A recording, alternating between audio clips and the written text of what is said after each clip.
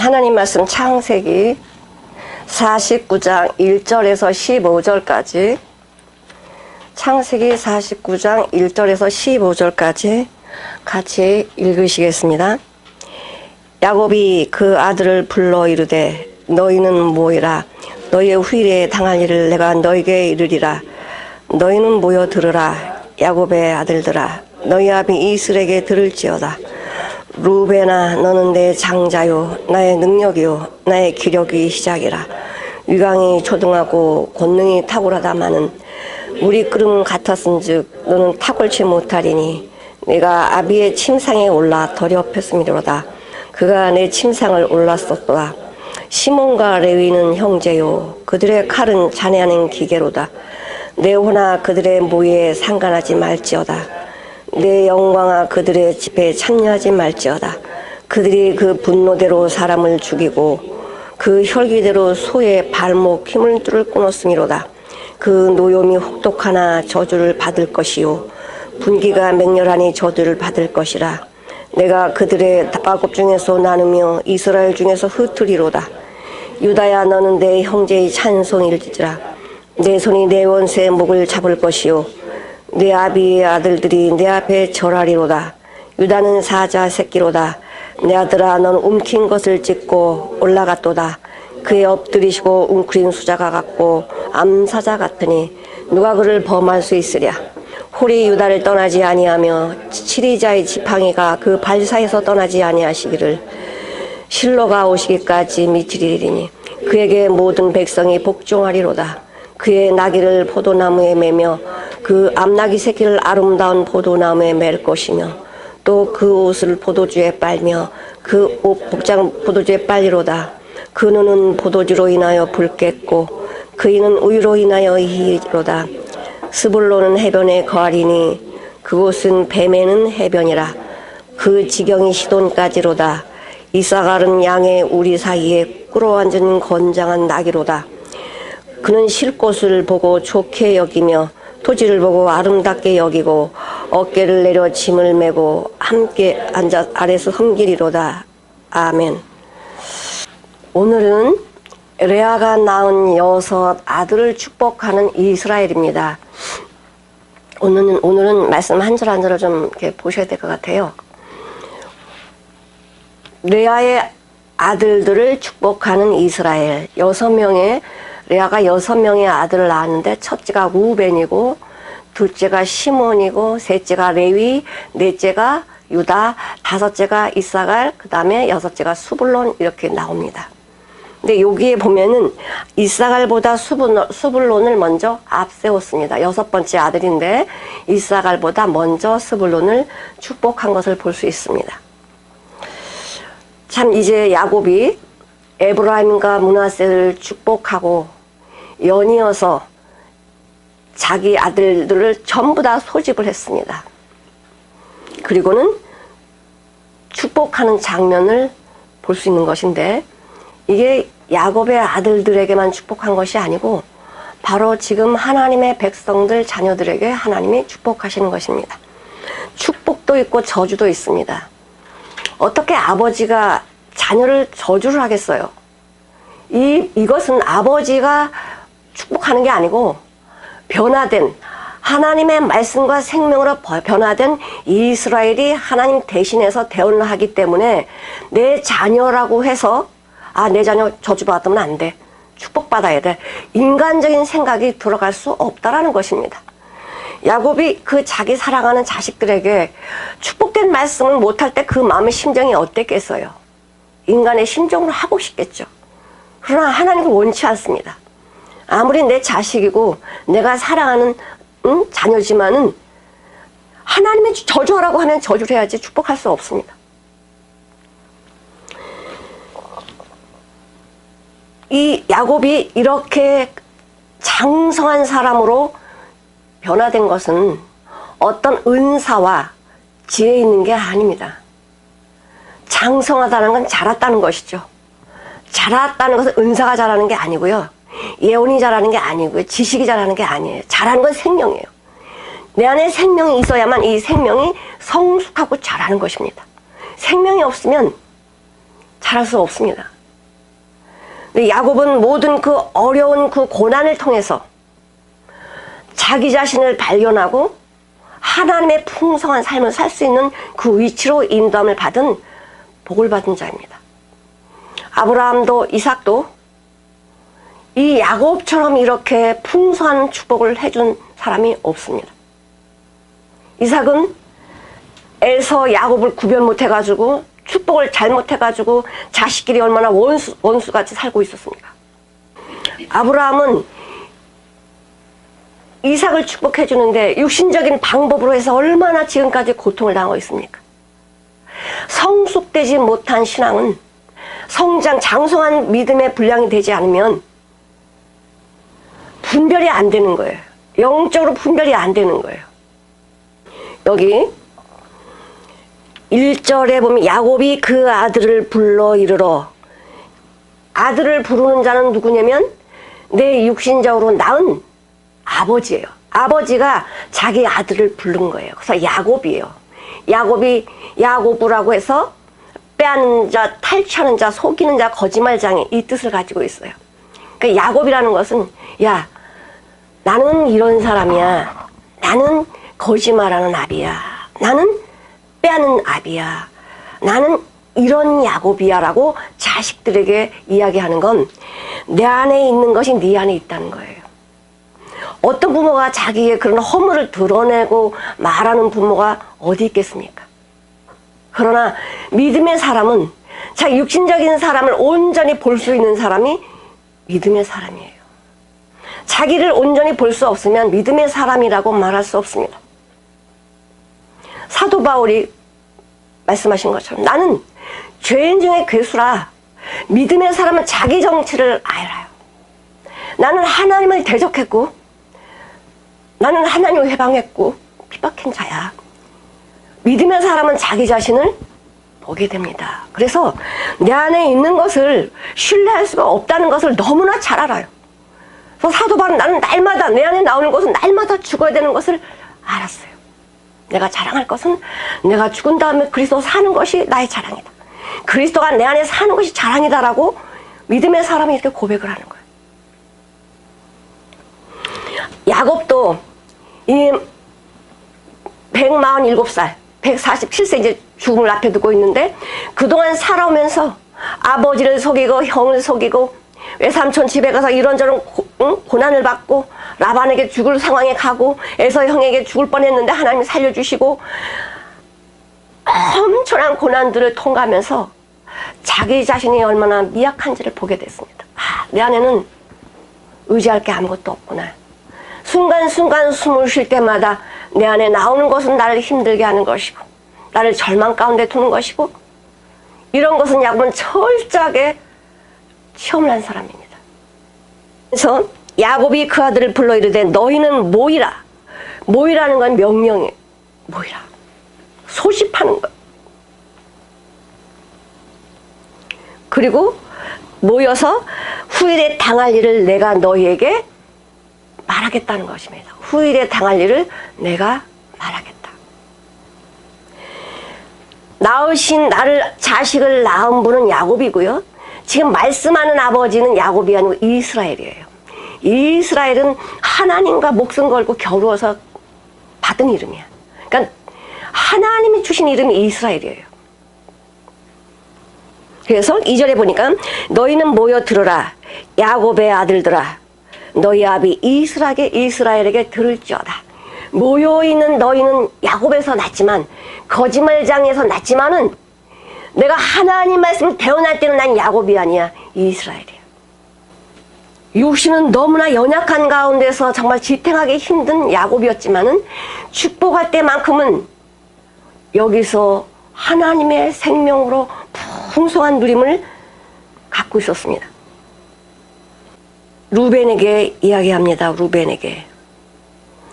우리 이렇게 결혼하신 우리 부모님들은 첫 자식을 낳을 때, 자녀를 낳을 때 마음이 어때요?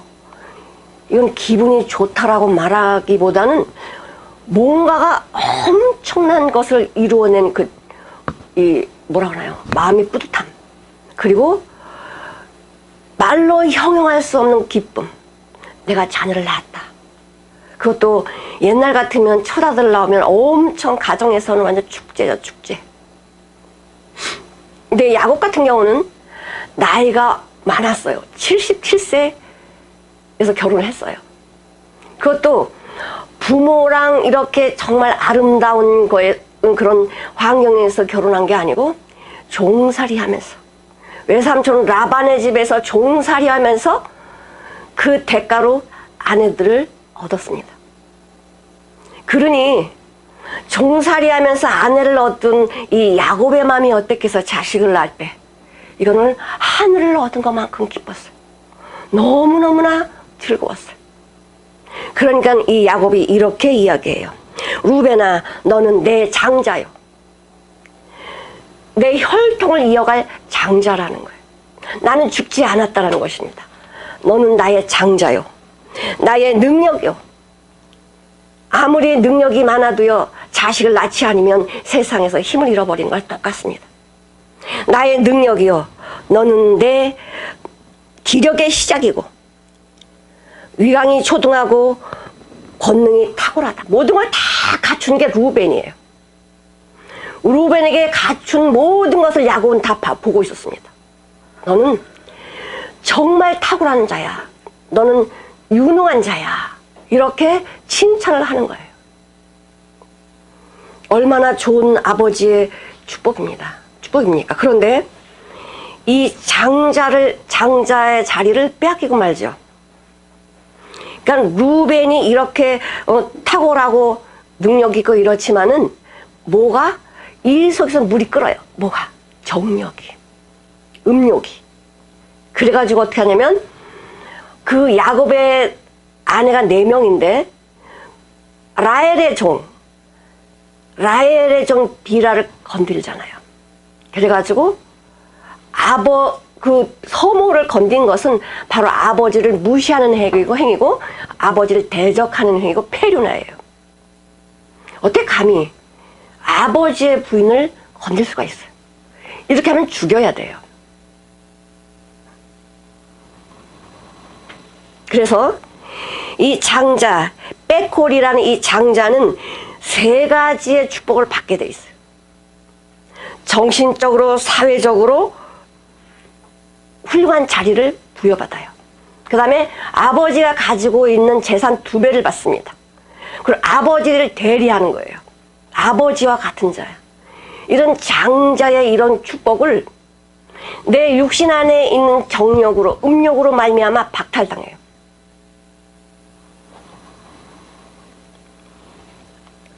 루벤은 그래도 형제들을 사랑했고 아버지를 사랑했어요. 형제들이 그 요셉을 죽이려고 했을 때 형제들 손에서 구원해내려고 했던 사람이 루벤이에요. 왜? 아버지 대리잖아. 어떻게 요셉을 구해낼까? 그리고는 그 모색하려고 잠깐 자리를 떠났는데 요셉을 팔아먹은 거예요. 그래서 루벤이 물어요. 나는 어떻게 할까? 나 어디로 갈까?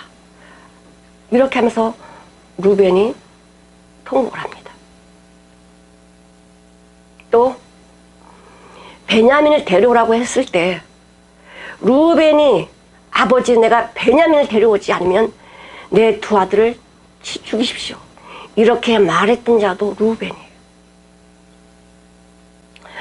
좋은 인격과 품격을 가지고 있었지만 이 안에 물끓듯한 이 음욕은 인간의 방법으로 막을 수가 없었습니다. 잠깐 실수인데, 그러나 잠깐 실수라고 해서 하나님이 용서해 주시는 것이 아닙니다. 하나님의 법을 어기면 하나님은 복을 줄 수가 없어요. 4절에 보니까 물이 끓음 같았은즉 너는 탁월치 못하니 네가 아비의 침상에 올라 더럽혔음이로다. 그가 내 침상에 올라갔다. 이건 아버지로서는 너무나 치욕이에요. 나를 짓밟고 올라간 게 내 아들, 내 장자라는 그것에 아버지 야곱은 너무 치욕적인 거예요. 용서하고 그래도 이렇게 해줄 수 있지만 하나님은 그렇게 말씀하지 않습니다. 루벤은 장자권을 상실했습니다. 그래서 영적으로 정치적으로 큰 권리를 유다한테 뺏겨요. 그것뿐만이 아니고 경제적인 권리도 요셉에게 뺏깁니다. 하나님께 루벤은 창조 질서를 어겼습니다. 하나님의 말씀을 어긴 거예요. 우리 레위기 20장 11절을 한번 읽어보시겠습니다. 누구든지 그 계모와 동침하는 자는 그 아비의 하체를 범했은즉 둘 다 반드시 죽일지니 그 피가 자기로 돌아가리라. 네. 하나님을 어떻게 했습니까? 루벤이 대적했습니다. 하나님의 창조 질서를 무너뜨리고 하나님 모독한 행위를 했기 때문에 죽을 수밖에 없습니다. 죽이지 않은 것만 해도 감사해야지. 여러분, 우리가 이런 음욕을 범하지 않았습니까? 하나님 외에 사랑하는 것이 간음이고 음욕 아니에요? 내가 뭔가를 사랑하면 내가 돈을 사랑하든 무엇을 사랑하든 그것은 하나님을 대적하는 행위예요. 너는 자식을 나보다 더 사랑하지 마라. 부모를 나보다 더 사랑하지 마라. 하나님 왜 그렇게 말씀하십니까? 사랑해라고 말씀하셔야지. 하나님의 올바른 생명 안에서 나온 사랑을 빼면은 이 사랑은 거짓이에요. 그렇기 때문에 하나님께서는 내 안에서 나오는 생명으로 나오지 않는 사랑을 인정하지 않습니다. 아비나 어미나 자식이나 나보다 더 사랑하려가 원치 아니한다. 이건 인간적인 자기 욕심에서 나오는 사랑이기 때문에 그래요. 정말 순수한 사랑은 예수님의 생명에서 나오는 것이 진정한 사랑이에요. 히브리서 12장 16절 17절 한번 보시겠습니다. 음행하는 자와 혹 한 그릇의 식물을 위하여 장자의 명분을 판 에서와 같이 망령된 자가 없을까 두려워하라. 너희 아는 바와 같이 저가 그 후에 축복을 기업으로 받으려고 눈물을 흘리며 구하되 버림바가 되어 회개할 기회를 얻지 못하였느니라. 네. 내 육신의 이것 때문에 그 팥죽 한 그릇을 장자권하고 팔아버리는 망령된 에서와 같이 또 이 루벤처럼 음행하는 자와 같이 축복을 빼앗기는 일이 없도록 해라 이거예요. 아무리 눈물을 흘리고 후회도 안 된다는 거예요. 이건 우리의 지금 거울로 말씀해 주시는 거예요. 우리는 하나님 축복받을 수 있는 길을 다 지금 말씀하고 계시는 거예요. 나보다 뭘 더 사랑하냐? 나보다 뭘 더 사랑하냐? 그러면 하나님의 축복을 받을 수 없다. 역대상 2장 1절에서 2절을 한번 보시겠습니다. 이스라엘의 아들은 이러하니 루벤과 시몬과 레위와 유다와 이사가 스불론과 단과 요셉과 베냐민과 납달리와 가세 아셀이라. 네. 역대상에서도 이 이스라엘의 아들들 이름이 기록이 되어 있습니다. 자, 말씀하신 것처럼 나는 루벤처럼 이런 죄를 범하지 않아서 나는 괜찮겠지가 아니라 하나님보다 더 사랑하는 것은 간음하는 것입니다. 하나님보다 어떤 것을 더 내가 원하는 것은 망령된 것입니다. 하나님의 진정한 사랑을 모르기 때문에 장자의 그 축복권이 얼마나 귀한 건지를 모르기 때문에 망령된 행위를 하고 음행을 하는 것이죠. 진정으로 장자권의 이 하나님의 축복을 아는 자는 하려도 하지 않습니다. 하나님의 귀한 사랑을 아는 자는 세상에 어떤 것이 더 사랑스럽겠습니까? 세상에 있는 것들은 사라지는 안개와 같은 것이고 내가 소유할 수 없는 것들인데 하나님이 나에게 주시는 것은 없어지지 않는 거예요. 지금도 영원히. 이런 야곱이 자기 사랑하는 장자에게 이렇게 말을 한다는 건 가슴 아픈 일이에요. 그 다음에 시몬과 레위가 나오는데요. 우리 시몬과 레위는 형제라고 그래요. 아니 다른 그 형제는 형제가 아닌가? 그러니까 시몬과 레위는 너무나 기질이 비슷해요. 쌍둥이처럼 기질이 비슷한 게 시몬과 레위예요. 그러면서 이렇게 말씀하시는데 시몬과 레위는 형제요. 그들의 칼은 잔해 아닌 기계로다. 이 시몬과 레위는 이 성질이 비슷해가지고 이 잔해하는 기계와 같다고 그래요. 집안에 뭐 그런 살인적인 기계를 가지고 있는지는 모르겠지만 아무튼 마음이 그렇게 좀 잔해하는, 좀 사악한 그런 기질을 가지고 있어요. 우리가 시몬과 레위가 그 세겜 창세기 34장에 보면은 디나, 레아가 낳은 디나 있죠? 자기 여동생이에요. 그러니까 그렇게 행동을 했겠죠. 시몬과 레위가 거짓말, 정정당당하게 말하면 야곱이 뭐라고 말하겠어요? 거짓말을 한 거예요. 너희가 우리가 시키는 대로 하면 너네 우리 서로 이렇게 통화를 하자. 시집장가 같이 가자. 이렇게 얘기를 한 거예요. 뭐 있으니까 거짓말을 한 거예요. 그래가지고 세겜 사람을 다 죽이잖아요. 세겜 사람만 죽이는 게 소의 그 발목까지 다 끊어버려요. 완전히 일어날 수 없도록 아주 잔인하게 살인을 벌인 것이 시몬과 레위예요. 아버지도 그것을 듣고는 호통을 쳤잖아요. 거짓말하고 살인한 것을 정정당당한 그것이라고 바라볼 수 없습니다. 야곱은 그걸 알았기 때문에 시몬과 레위를 축복해 줄 수 없었어요. 아버지는 불의와 죄악을 넘어갈 수 없습니다. 그것은 하나님께서 용납하지 않기 때문에 그래요. 불의가 무엇입니까? 죄악이 무엇입니까? 우리는 불의와 죄악을 행하지 않습니까? 불의는 하나님의 말씀에 순종하지 않는 것이 불의예요. 죄악은 무엇입니까? 육신의 생각대로 하는 게 죄악이에요. 내가 살인을 하지 않든 도적질을 하지 않았든 하나님의 말씀에 순종하지 않는 것이 불의고 죄악이에요. 아무리 자식지간이라도 부모지간이라고 해서 이런 불의와 죄악이 있는 자를 하나님의 종된 사람이 축복해 줄 수 없습니다. 그래서 성경 고린도후서 6장 14절에는 믿지 않은 자와 같이 멍에를 매지 마라. 아무리 형제 중에 있다 하더라도 빛과 어둠이 어떻게 함께 공존하겠냐. 그러면서 그 밑에 말씀을 하시죠. 6절에 내호나 그들의 모의에 상관하지 말지어다. 네 영광에 그들의 참 집회에 참여하지 말지어다. 그들의 그 분노대로 사람을 죽이고 그 혈기대로 소의 발목 힘줄을 끊었음이로다. 아무리 형제라고 걔네들과 함께하지 말라는 거예요.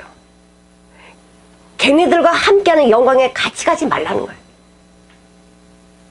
아무리 형제라도.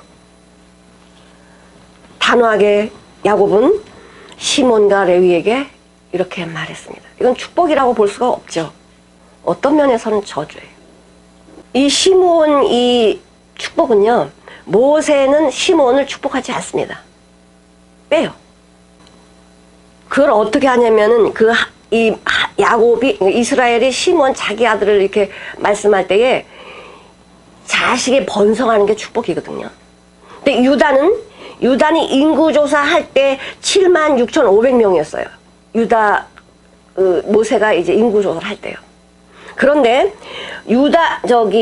시몬 지파는 22,000명. 먼저 형이잖아요. 형이 22,000이고 유다가 76,500이면은 몇 배나 많아. 이렇게 시몬은 하나님의 축복을 받지 못했어요. 이 안에서 들끓는 잔해함이, 이 간악함이, 살인이 하나님의 복을 받을 수 없는 자가 돼서 모세의 축복에도 떨어져요. 모세가 시몬을 축복하지 않습니다. 믿는 자들은 영생과 축복을 받겠지만은 믿지 않는 자들은 영벌이에요. 저주예요. 내가 예수님 믿어 이 말로 하는 게 아닙니다. 믿는다라는 건 삶이에요. 삶이 되어지지 않는 믿음은 믿음이 아니에요. 하나님은요, 우리의 중심을 보시지만은 그 열매를 보셔요. 신명기 33장에 보면은 그 모세가 야곱의 열단을 축복하는데 시몬은 빠져요. 다 축복하는데 유언을 하는데 빠진다고 생각해 보세요. 아버지 재산이 많아. 근데 이걸 다 나눠줘야 되는데 내가 빠졌다라고 생각해 봐요. 이걸 가벼운 일로 보시면 안 된다는 거죠.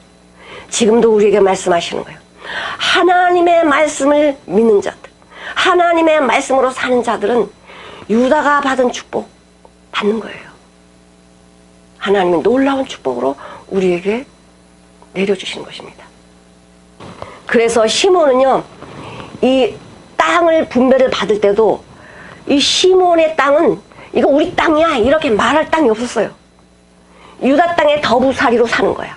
유다가 속해 있는 그 땅 더부살이로 살고 흩어져서 살았어요.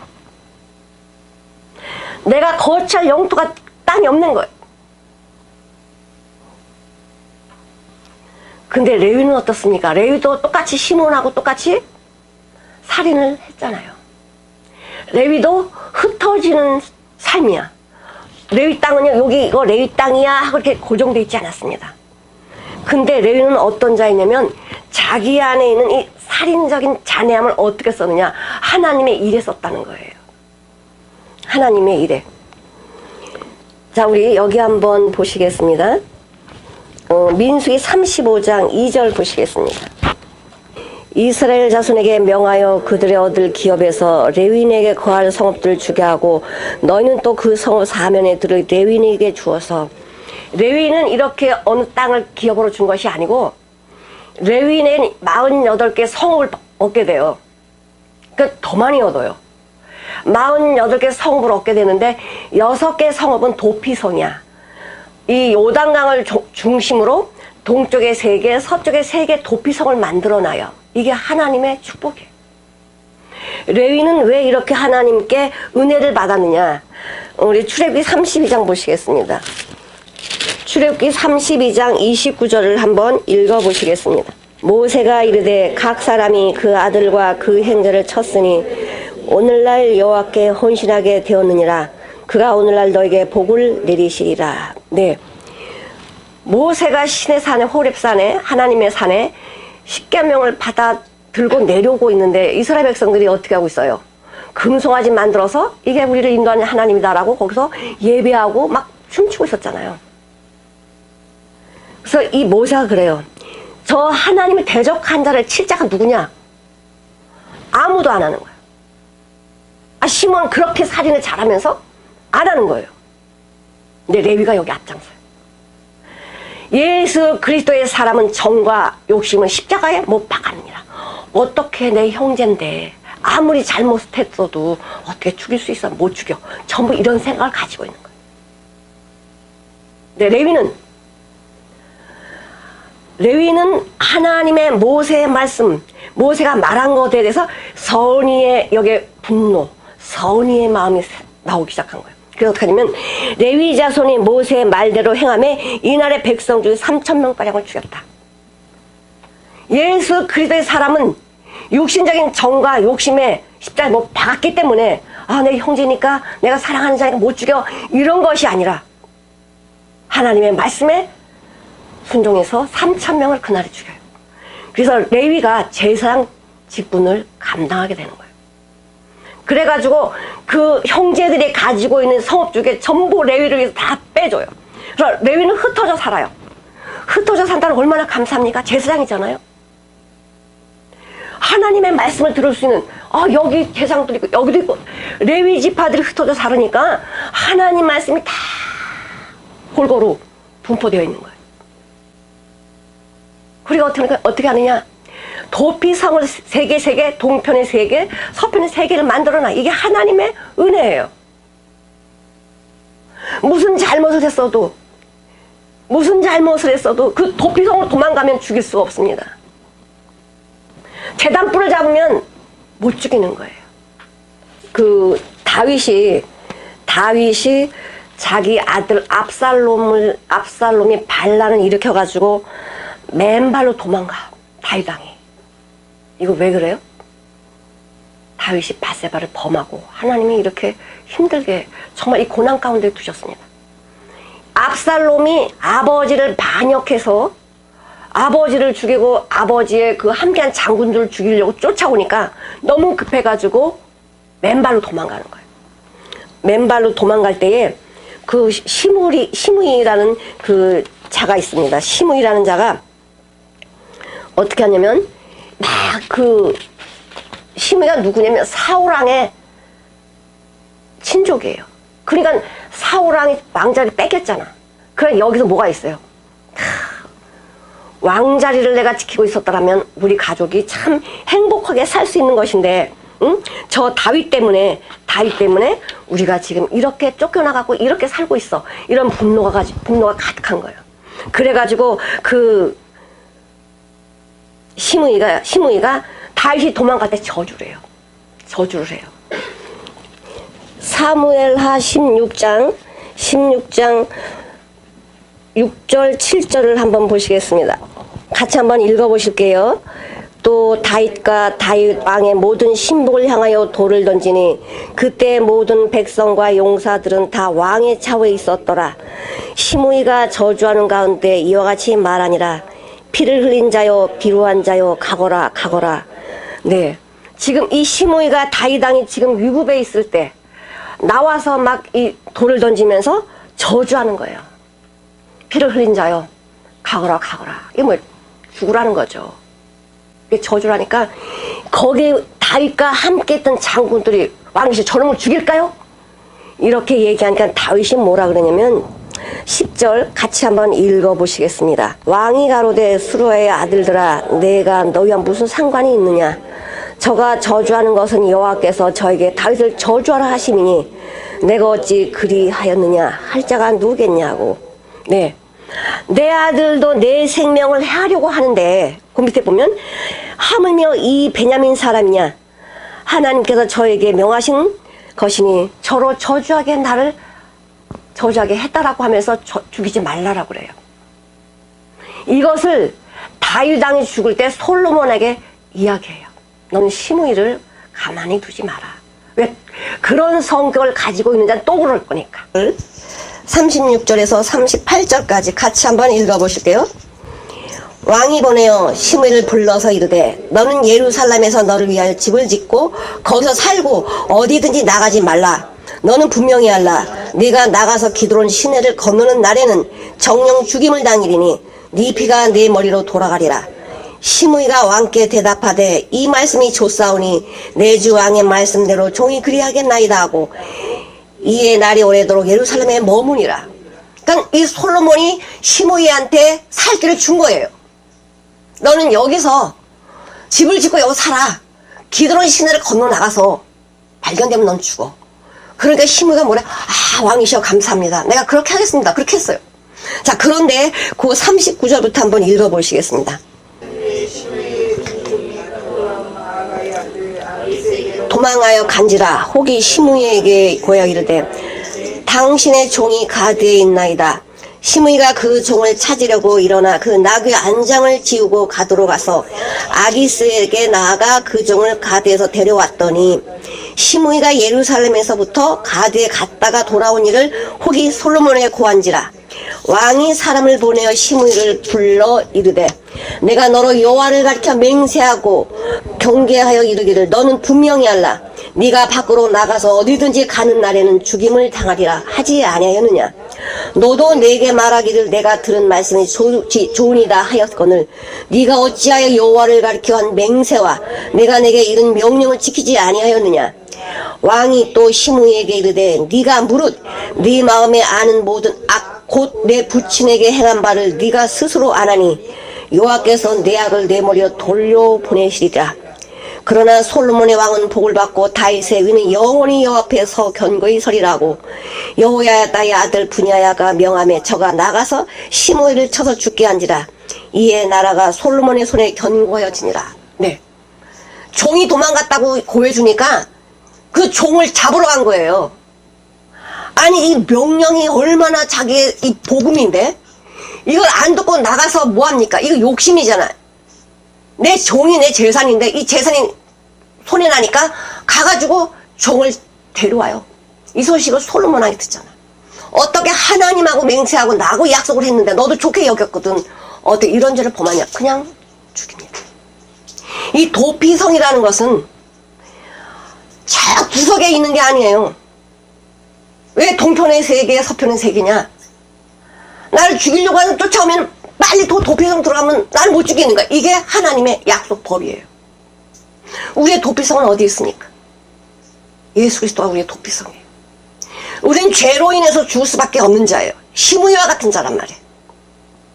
우린 죽어야 마땅한 자인데 예수님이 이 복음이라는 예수님 안에 들어오는 자는 죽지 아니하리라. 내가 그래서 살리리라. 우리 얼른 그분 안에 들어가면 죽음을 면하는 거예요. 그분 안에서 안식하는 거예요. 평안을 누리는 거예요. 이런 도피성을 멀리 두신 게 아니고 바로 내 코앞에다 두셨단 말이에요. 그래서 레위는 48개 성읍을 축복으로 받고요. 6개를 도피성으로 놔두는 거예요. 레위는 하나님의 축복을 받은 자입니다. 정으로 하지 않고 욕심으로 하지 않고 예수 그리스도 사람은 정과 욕심을 십자가 못 박은 자처럼 하나님 말씀에 순종하는 삶을 살았기에 레위는 제사장의 직분을 받게 되었어요. 유다를 한번 보시겠습니다.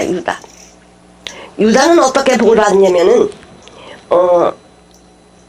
8절입니다. 유다야 너는 내 형제의 찬송이 될지라. 유다는 그의 삶은 깨끗하지 못했어요. 유다의 삶은 어떤 삶이었습니까? 자기 며느리 다말을 취해서 아들을 낳았잖아요. 베레스와 세라를 낳습니다. 이게 철천지창 유다에게는 이게 죄책감으로 남는 거예요. 내가 돌 맞아 죽어야 되는데 대신 내가 며느리를 돌려 죽이려고 했단 말이야. 돌로 쳐서 죽이려고 했어요. 이 유다의 삶이 얼마나 참 힘든 삶이었냐면 떳떳한 삶을 살지 못했습니다.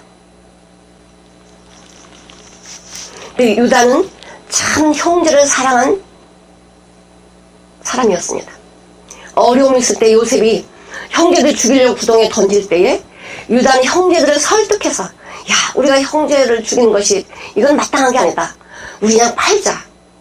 이렇게 형제들을 설득해서 죽이지 않게 하고 팔게 한 자가 누구냐면 유다예요. 또 베냐민을 데려가야 되는데 아버지가 베냐민을 주지 않으니까 우리 다 굶어 죽을 수밖에 없는 거예요. 그때 유다가 참 옳은 소리를 해요. 아버지 내가 유다를 데려올 테니 베냐민을 데려올 테니 베냐민을 주십시오. 만약에 베냐민이 돌아오지 않으면 내 몸을 담보할게요. 내가 베냐민 대신 죽음에도 가고 종으로 가고 내가 할 테니 저를 믿고 베냐민을 주십시오. 이렇게 해서 형제들의 화해를 이뤘던 아들이 유다예요. 야곱이 이스라엘에 어떻게 축복을 해주냐면 너는 형제들의 찬송이다라고 이야기합니다. 찬송 예우다 찬송하다 감사하다 칭찬받다 이런 뜻을 가지고 있는데 형제들에게 그런 칭찬과 이렇게 또 감사하다는 그런 칭송을 받는 자가 예후다예요. 그래서 이 아버지가 유다를 향해서 축복해주는 말씀이 뭐냐면 너는 원수의 목을 잡는다. 여기 보니까 유다야 너는 내 형제의 찬송이 될지라 네 손이 내 원수의 목을 잡을 것이요. 사자들이요 이 먹잇감이 있을 때 엄청 그 사자 뛰는 거 봤어요? 허리가 막 이렇게 요동하잖아요. 다른 데 안 물어요. 꼭 목을 물어. 목을 물면 아무리 등치 큰 사자보다 등치가 4배나 큰 짐승도 그냥 꼬꾸라져요. 그러니까 지금 유다한테 뭐라 그러면 너는 내 원수의 목을 잡을 것이요. 목을 잡을 것이요. 네 아비의 아들들 앞에 네 아비의 아들들이 네 앞에 절할 것이다. 이렇게 축복을 해주는 것인데 우리 예수님이 원수의 목을 잡고 승리하신 예수님이 십자가예요. 예수님이 십자가에서 패배하신 게 아니고 승리하신 거예요. 사람들이 볼 때는 하나님의 아들이 저렇게 죽고 패배한 것 같지만 예수님이 십자가에 돌아가실 때는 모든 세상의 모든 저주를 끊게 하셨고 죄인들을 살리셨고 사단의 모든 것을 끝내신 곳이 십자가예요. 우리 예수님이 사단의 목덜미를 잡고 승리하신 거예요.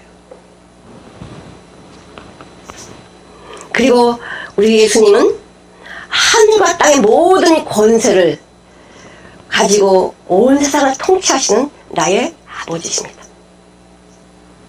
죄가 있는 가운데 그렇게 할 수는 없잖아요. 길을 만들어 놓고 이 길로 와라 그러면은 내가 이루는 승리도 이스라엘, 너도 이스라엘이야. 유다는 사자 새끼로다. 네 아들아 넌 움킨 것을 찢고 올라갔도다. 유다는 사자 새끼로다. 여기서 유다에게 3가지 사자의 비유를 말씀하셔요. 사자 새끼, 숫사자, 암사자. 사자 새끼는 성숙 자라야 되기 때문에 먹이가 필요해요. 사자 새끼는 움킨 것을 찢고 올라갔다. 승리했다는 거예요. 십자가에서 승리했다는 거예요. 이 사자 새끼는 한번 저걸 먹어야 되라고 하면 가서 그 먹이를 취하는 게 사자 새끼. 내가 살기 위해서는 그렇게 해야 돼. 하나님은, 예수님은 내 자녀를 살리기 위해서 그 사단의 목덜미를 잡고 끝내신 거예요. 누가 그를 범할 수 있느냐? 사자 앞에 누가 감히 설 수 있냐 이거예요. 주님 앞에 어떤 것도 설 수 없다라는 것입니다. 이 사자를 이야기하는 어떤 짐승도 사자를 능가할 만한 짐승이 없어요. 독보적인 힘을 자랑하고 능력을 자랑하는 그런 위엄을 나타내고 있는 것입니다. 우리 예수님 만왕의 왕이십니다. 만주의 주십니다. 이것을 유다를 통해서 말씀하고 계셔요. 그러면서 예수님, 이스라엘이 너는 야자새끼고 너는 승리해서 올라갔다. 하나님 우편에 올라갔다. 그 다음에 그의 엎드리고 웅크린 숫사자 같고 암사자 같으니 누가 그를 범할 수 있느냐.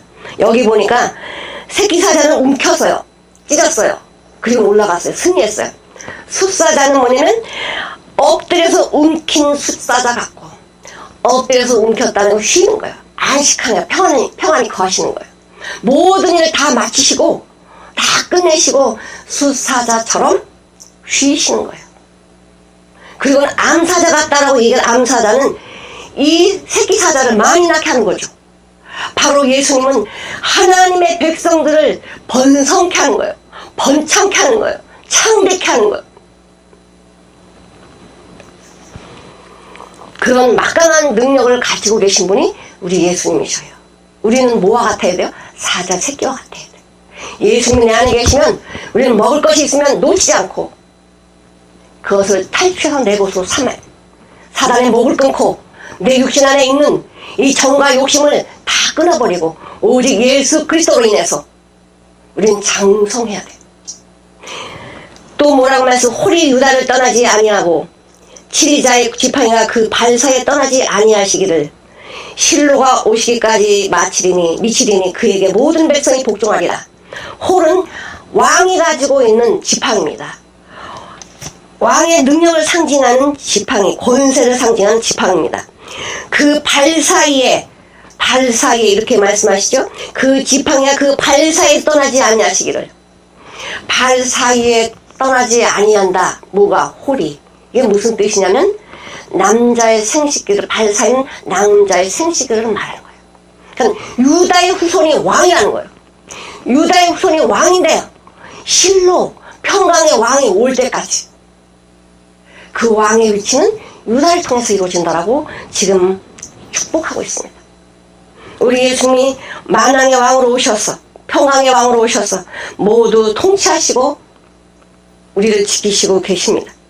메시아인 그 그리스도, 하나님께서 보내신 자 메시아가 평강의 왕이시고 그분이 우리의 구세주이십니다. 그러면서 예수님이 이 땅에서 어떻게 했습니까? 순종이라는 것을 우리에게 보여주셨어요. 내가 온 것은 섬김을 받으러 온 것이 아니고 도리어 섬기러 왔고 많은 사람의 대선물로 왔다.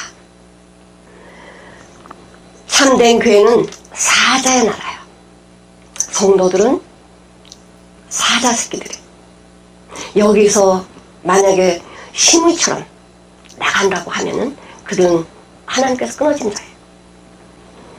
그리고 어떻게 하냐면은 그의 나귀는 포도주에 매며 11절에 보니까 그의 나귀를 포도에 매며 그 암나귀의 새끼를 아름다운 포도나무에 맬 것이며 또 그 옷은 포도주에 빨며 그 복장을 포도주에 빨리로다.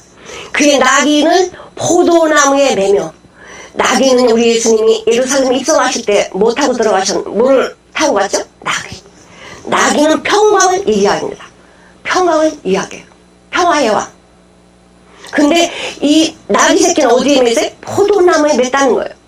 풍성히 열매를 맺은 거예요.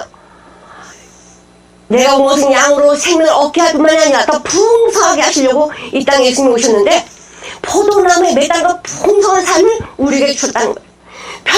평강의 왕이 이 땅에 오셔서 우리를 풍성한 삶을 살 수 있도록 인도해 주셨다는 것입니다.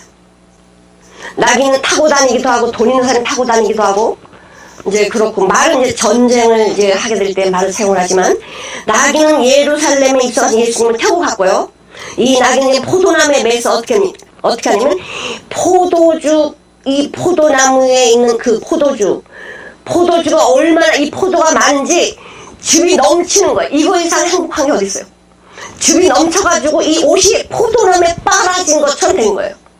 얼마나 우리를 풍성하게 하셨으면은 이 포도주 틀에서 넘쳐가지고 내 옷까지 빨 수 있는 이런 풍성한 우리를 해놓으셨다는 거야. 누가? 주님이. 유다를 보니까 지금 이스라엘 그렇게 축복하고 있는 거야. 예수님이 이렇게 이 땅에 오셔서 우리를 풍성하게 해주고 부족하면 넘치도록 해주시는 것을 보고 지금 예언을 하고 있는 거예요. 이스라엘이 또 이렇게 예언을 합니다. 그는 포도주로 인하여 붉겠고 그 이는 우유로 인하여 희리로다. 점과 흠과 없는 예수 그리스도의 생명이 우리 안에서 볼 것을 보게 하는 거예요. 하나님의 말씀을 보게 하는 그 통찰력을 우리에게 주시는 그 은혜가 있습니다. 예수 안에 있는 자들은 이 말씀이 열리는 통찰력을 갖게 돼요. 주셔요. 이런 은혜를 받게 하셨습니다.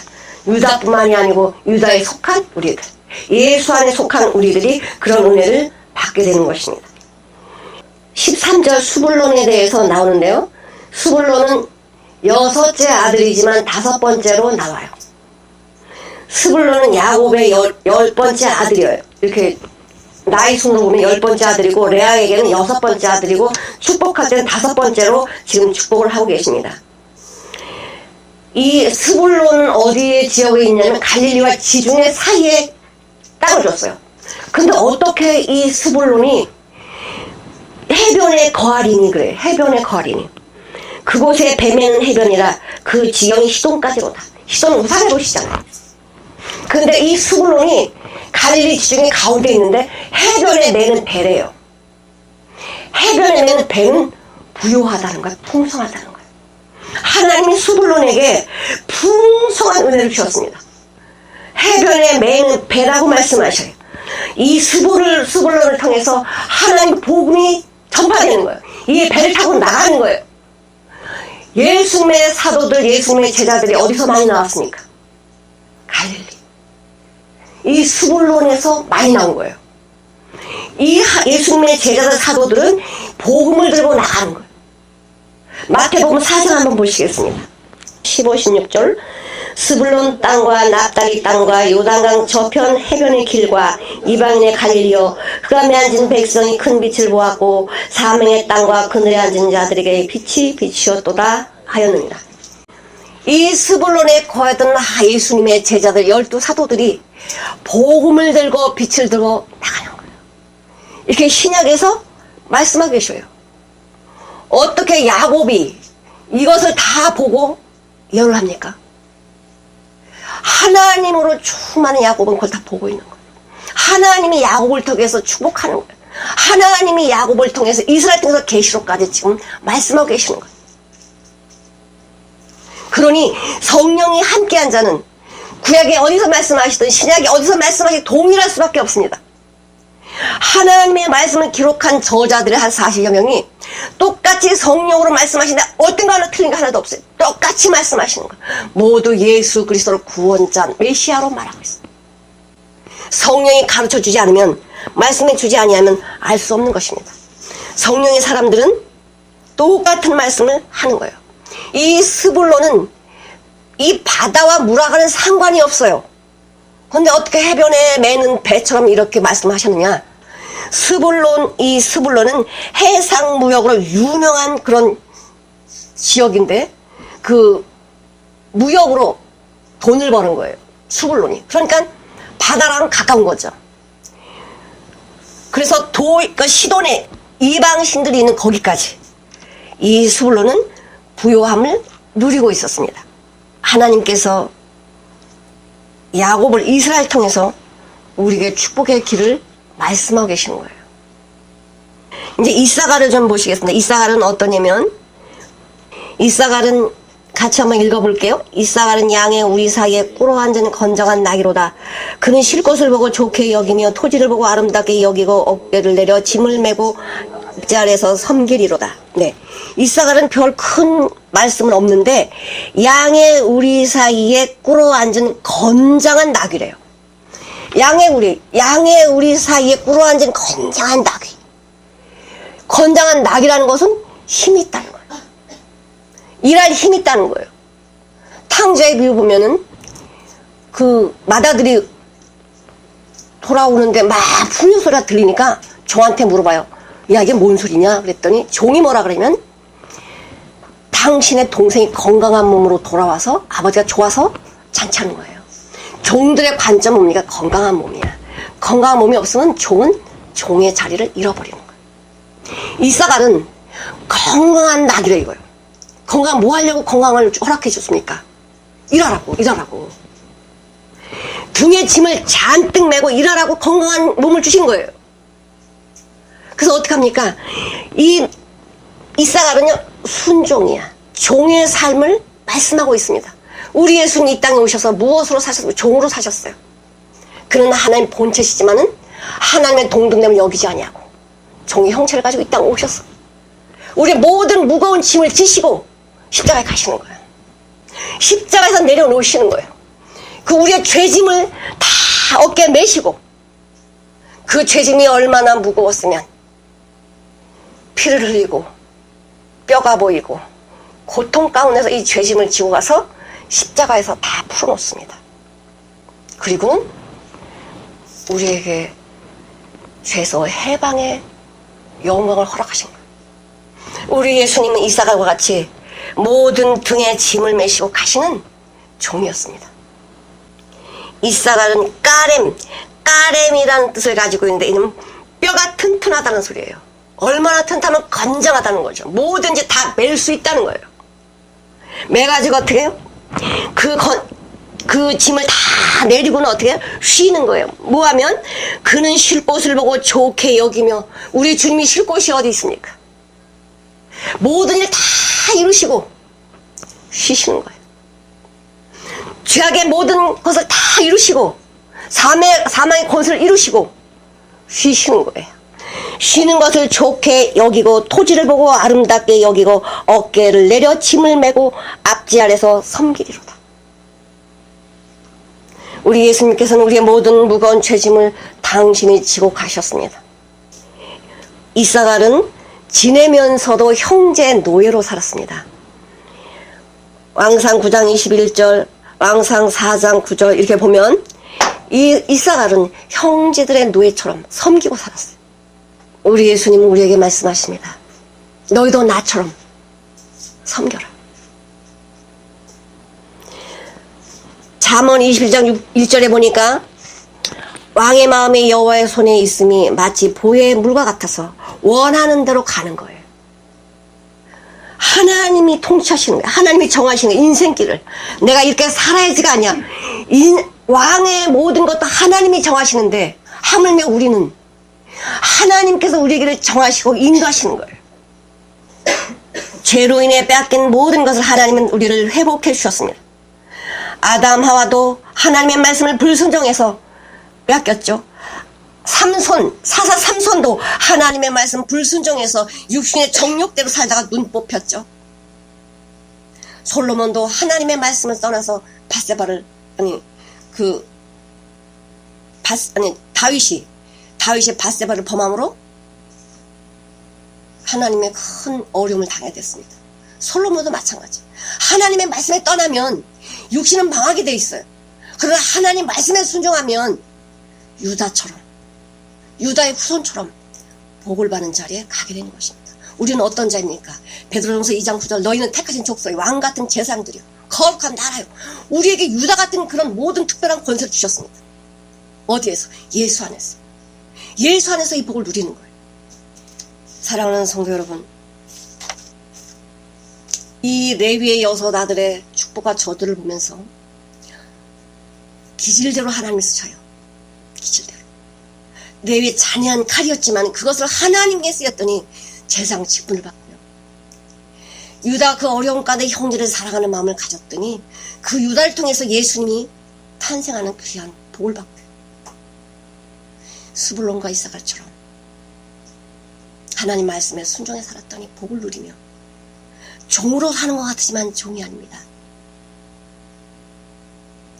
높임을 받는 거예요. 너희 으뜸이 되기를 원하느냐? 그 모든 사람의 종이 되라. 기도하시겠습니다.